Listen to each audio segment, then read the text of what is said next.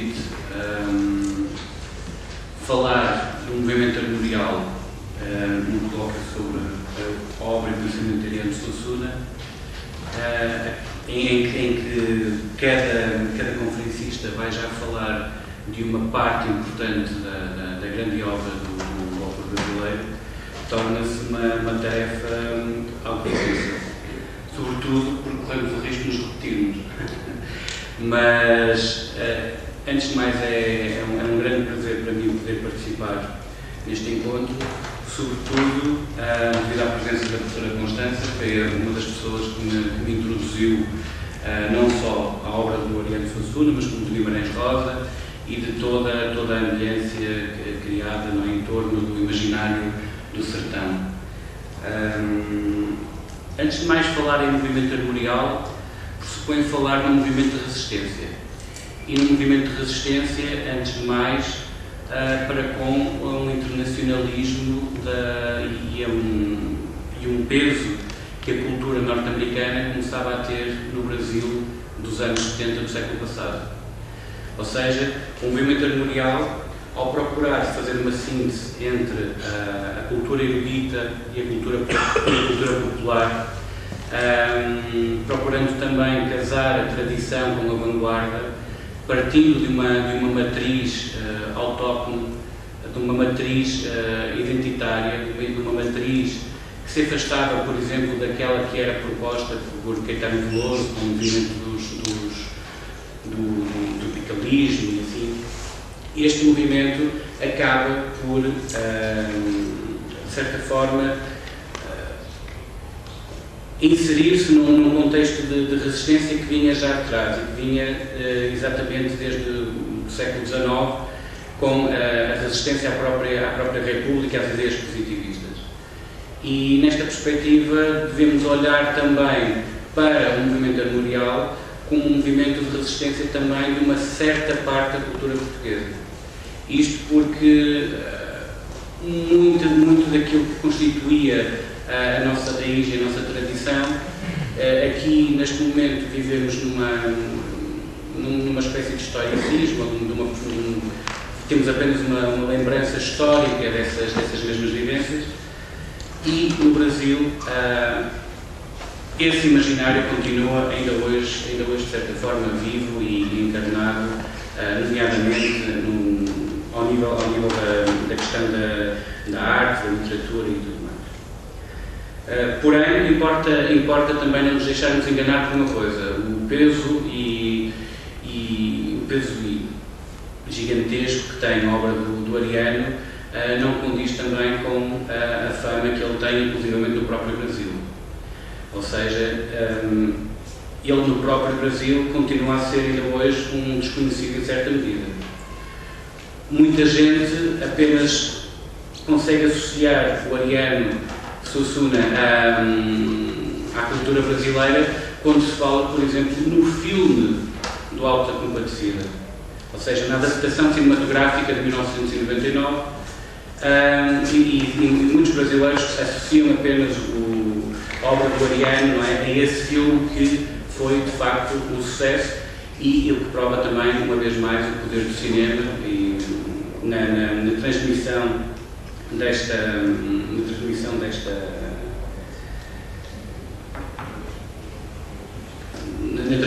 ideias, na transmissão de um determinado gosto, na transmissão de uma determinada perspectiva cultural, social, política, espiritual e tudo mais. Para nós portugueses pensarmos na questão do movimento armorial, para quem nunca ouviu falar neste movimento, eu creio que, apesar de não se poder fazer nenhuma ligação direta, mas ligação direta, isto é, apesar de não existir uma ligação direta com os movimentos que eu vou referir, creio que podemos encontrar um pouco na alma destes três marcos que eu irei referir, um pouco do espírito do movimento armorial. Desde logo, a Renascença portuguesa, no que toca ao reportuguesamento de Portugal, ou da ideia de Portugal, da sociedade portuguesa, porque foi em certa medida isso que fez o movimento armorial no Brasil. ou seja, procurou reaproximar novamente o Brasil da sua tradição genuína, que de certa forma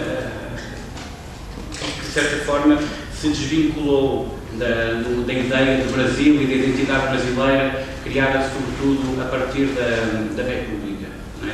da implantação da República.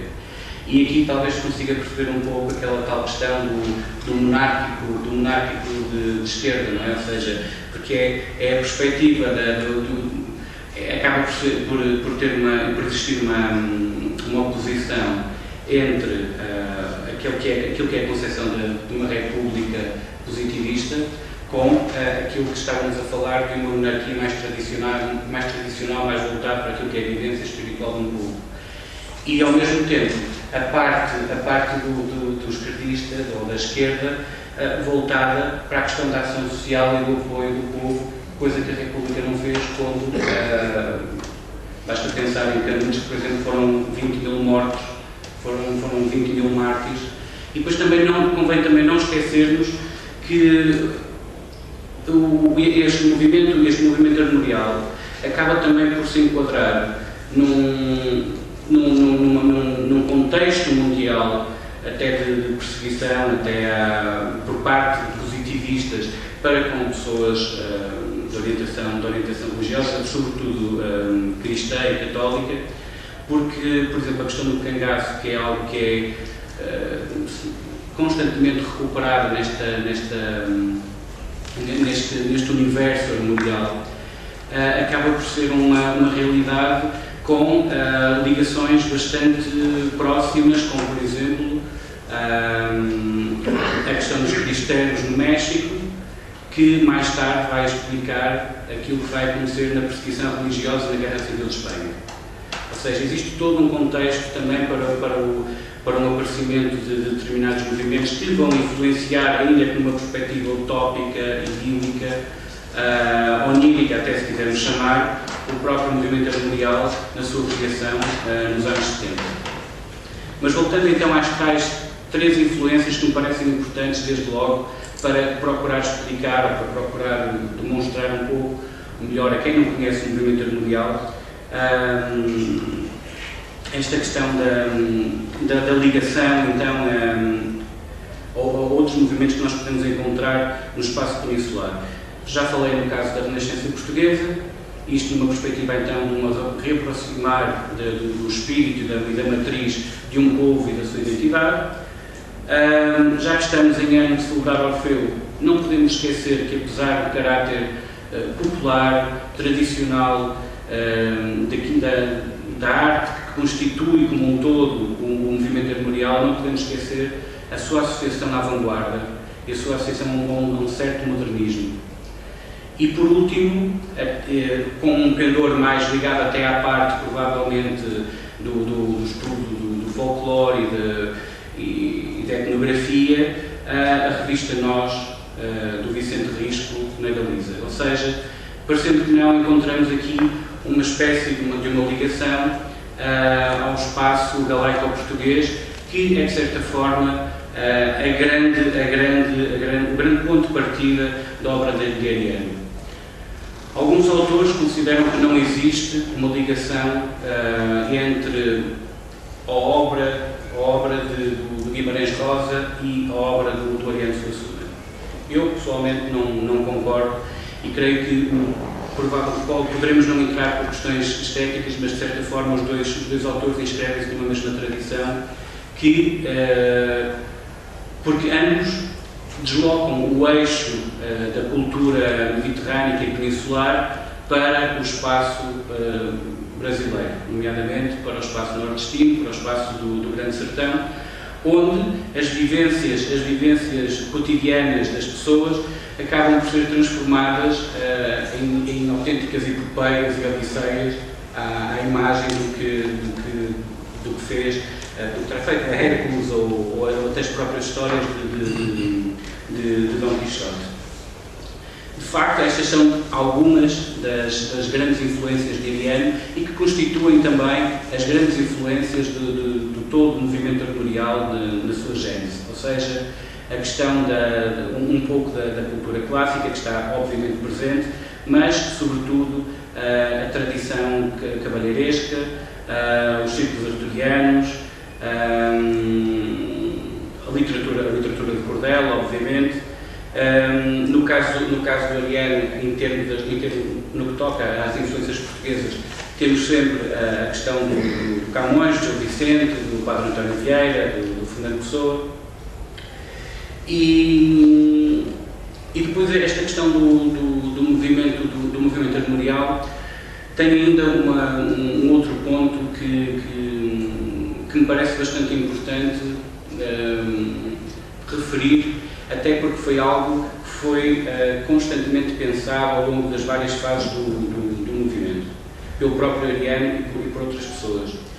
Porque uma pessoa, quando alguém fala em movimento, associa-o à partida a um grupo de intelectuais que estará então por detrás de um determinado ideário, e isso, à primeira vista, poderá levar-nos a pensar para um afastamento da matriz popular. Ora, aquilo que acontece no movimento armorial, ao contrário daqueles movimentos que há pouco falei, seja da Renascença Portuguesa, do Orfeu, até da própria revista Nós, na Galiza, é assim, não tem um fim programático em si, não contém um manifesto, é um movimento aberto, não é?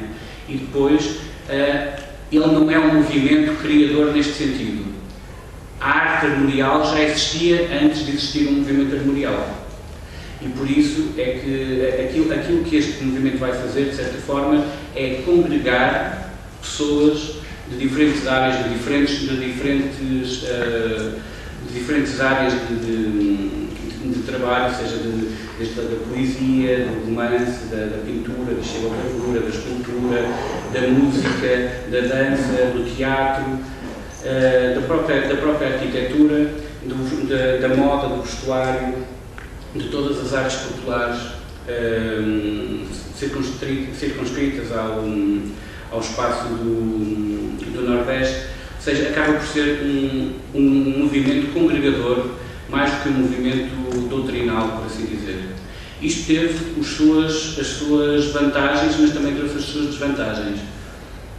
Numa divisão que podemos fazer em torno deste movimento, em três partes, dado que ele foi iniciado então no dia 18 de outubro de 1970, faz este ano 45 anos, exatamente. Este movimento foi de certa forma apresentado num concerto da Orquestra Armorial. A Orquestra Armorial foi um importante veículo para a transmissão do imaginário chamado armorial então por Ariano Suassuna. E porquê? Porque a questão da música era um elemento que acompanhava de certa forma, era um elemento congregador de todas as formas de arte associadas ao movimento armorial. E era um movimento que era essencial porque ele servia muito daquilo que acaba por ser representado e transmitido através do chamado movimento armorial, da arte armorial, como queremos chamar, partiu muito também da tradição oral, não é?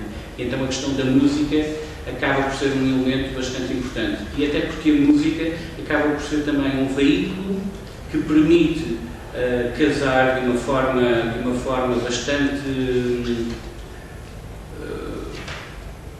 harmoniosa, por assim dizer, aquilo que é a tradição europeia, barroca. Aliás, este primeiro concerto tinha um título que era 3 séculos de música nordestina, do barroco ao armorial. Só que eles obviamente não ficaram por aqui e acabaram por assimilar outros tipos de música ligados à cultura nordestina, ligadas à cultura brasileira, mas não se ficaram por aí, ou seja, havia uma recuperação, havia o aproveitamento de determinados elementos, mas havia também um fator importante de criação. E por isso mesmo é que, logo em 74, ou seja, 4 anos após a criação do movimento armorial, o primeiro disco do Quarteto Armorial foi considerado o álbum do ano no Brasil, com um grande sucesso, inclusivamente perante uma juventude que, segundo o Ariano, andava sedenta de Brasil. Isto em contraposição com uma certa americanização da sociedade brasileira. Ou seja, este movimento surge também como reação a esse aspecto. Estas três fases do movimento armorial vão desde a sua fundação até relativamente ao ano de 1980, é chamada a fase experimental. Eu há pouco estava a dizer que esta abertura do movimento armorial, esta abertura do movimento armorial tinha também o seu lado negativo.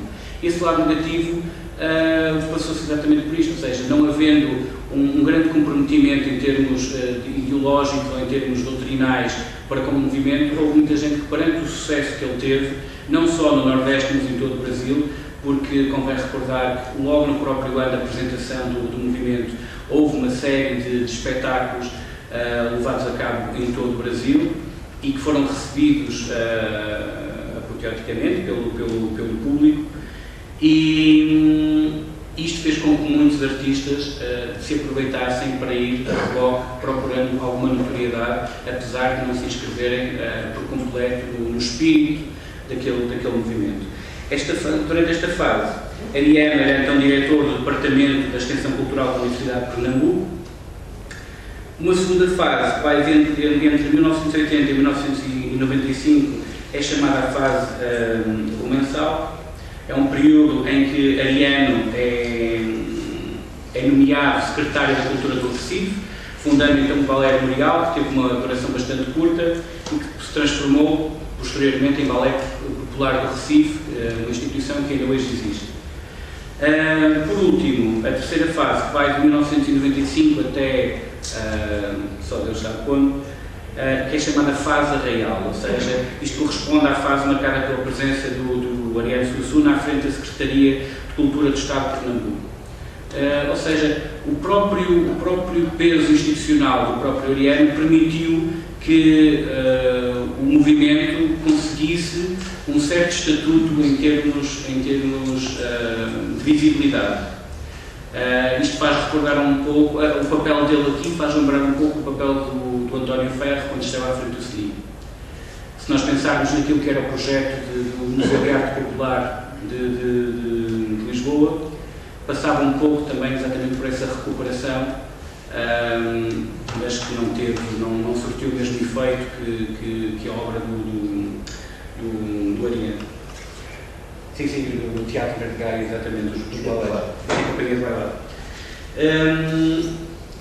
Em relação ao movimento, eu não queria entrar em grandes pormenores na questão de quem faz parte de quê, até porque, como disse no início da minha comunicação, existem aqui pessoas que estão a tratar exatamente ponto por ponto e creio que iria entrar meramente numa repetição daquilo que tem vindo a ser dito.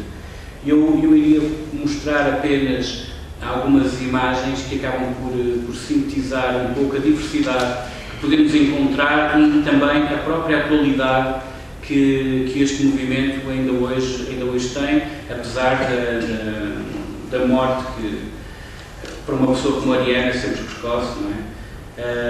Apesar da sua partida, que ainda hoje sobrevive. Desde logo, até a própria professora Constância tinha falado ainda há pouco da questão da Pedra do Reino, não é? Este é um dos desenhos feitos por Ariano Suassuna, que é retirado do romance da Pedra do Reino. E desde logo acaba por ser, eu escolhi esta imagem para abrir este conjunto de apresentações por um simples motivo. A questão do nome armorial. O nome armorial, tal como o próprio Ariano dizia, provém de um armorial, de certa forma, um livro de linhagem, um livro onde está a heráldica. E no fundo, aquilo que o Ariano procurava fazer era devolver ao povo a sua identidade, ou seja, mostrar as suas raízes, procurar mostrar de onde é que vêm. E creio que este nome, que acabou por ser transformado em adjetivo, quase como um neologismo, para designar uma manifestação de um determinado povo num determinado sítio, acaba por ser bastante identificadora daquilo que era a missão ou o objetivo deste movimento. Desde logo, a questão disto, no fundo, para tratar um pouco, ou para mostrar algumas das manifestações, então, ao nível do movimento armorial. Desde logo, na questão da literatura, que parte essencialmente da tradição da literatura de cordel, que lá está, aqui em Portugal desapareceu por completo, mas que no Brasil continua ainda bastante viva, nomeadamente no Nordeste. Curiosamente, o Alta Compadecida, não é, que nós poderemos considerar como uma peça armorial, em toda a sua essência, foi escrita, como podemos ver, em 1955, bastante antes da criação do movimento, ao passo que o Romance da Pedra do Reino, um ano após a criação do movimento, apesar de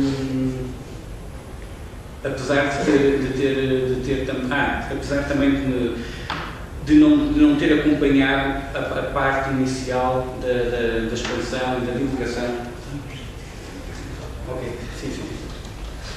A questão da xilogravura e da pintura está intimamente ligada à questão do cordel e à própria arte nordestina. Estamos a falar de uma arte que tem mais de 200 anos e que ainda hoje constitui também uma forte presença na cultura brasileira, em particular do Nordeste.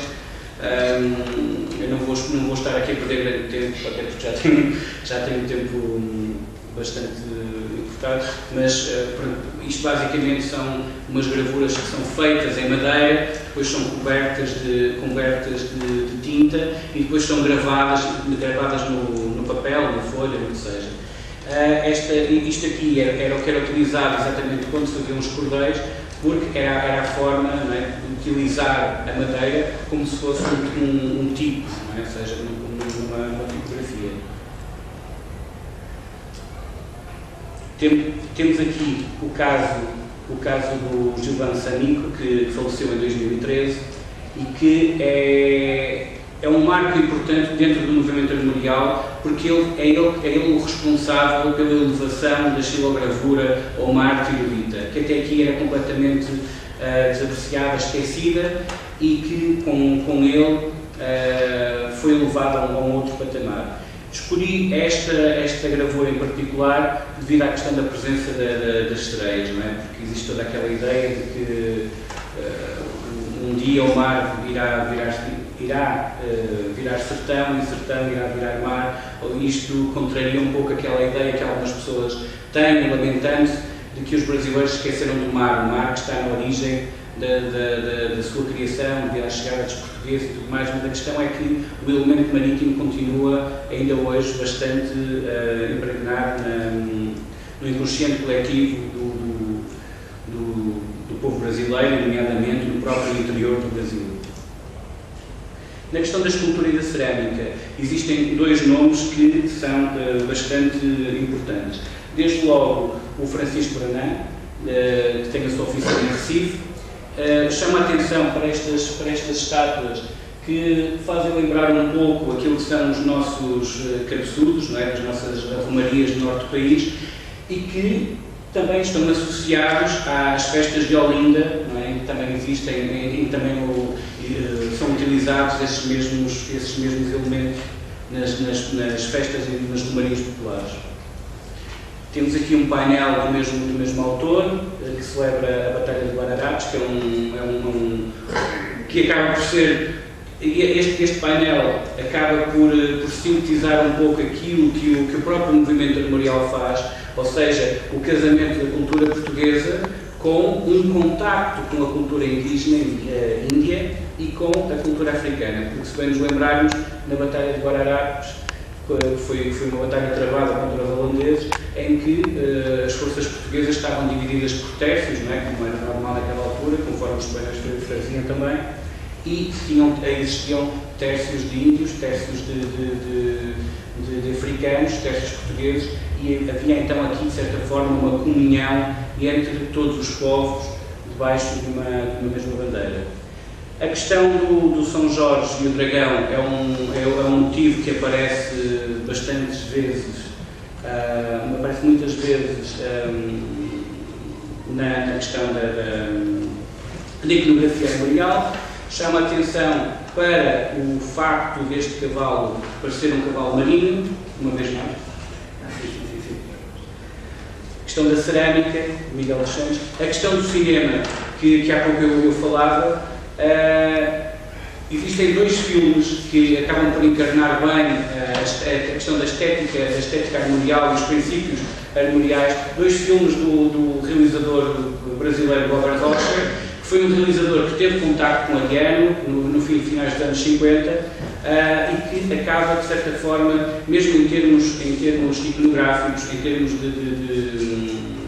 de cor e tudo, de remeter muito para aquele universo.